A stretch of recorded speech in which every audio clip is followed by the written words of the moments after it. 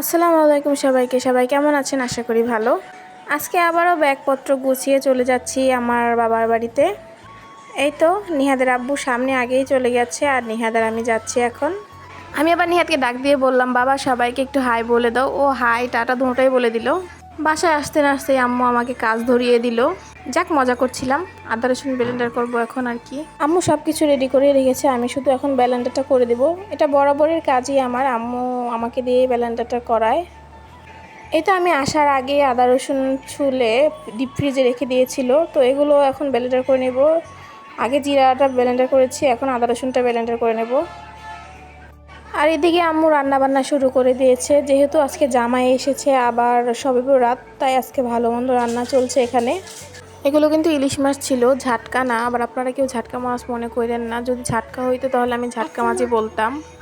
এই তো এখানে মাংসের জন্য আলু কেটে নেওয়া হয়েছে, আর এখানে মাংসগুলো ধুয়ে রেখেছে। মাছগুলো ভালোভাবে ভাজা হলেই দুই তরকারি বসিয়ে দেওয়া হবে। এই তো মাছ কয়েকটা ভাজা হয়েছে আর কয়েকটা এখনো চুলায় আছে।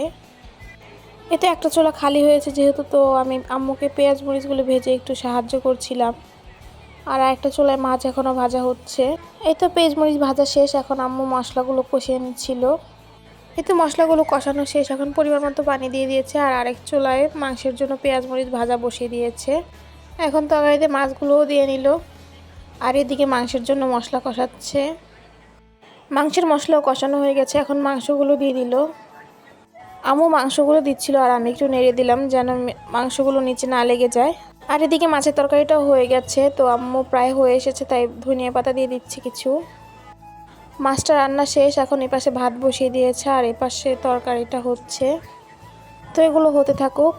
এদিকে আপনাদের ভাই আবার আমাকে ডাকছিল, তো আমি ঘরে যেতে না যেতেই দেখি আমার জন্য ফুল নিয়ে দাঁড়িয়ে। আমি তো পুরো অবাক। যারা আমাকে ফলো করেন তারা অবশ্যই দেখেছেন, আমি এই ভিডিওটা আগেই পোস্ট করেছি। এই তো রান্না বান্না যেহেতু শেষ আর সবাই নামাজ পড়তে চলে গেছে, এখন আমিও নামাজ পড়ব। তো আজকে এখানেই ভিডিওটা শেষ করছি। সবাই ভালো থাকবেন, আল্লাহ হাফেজ।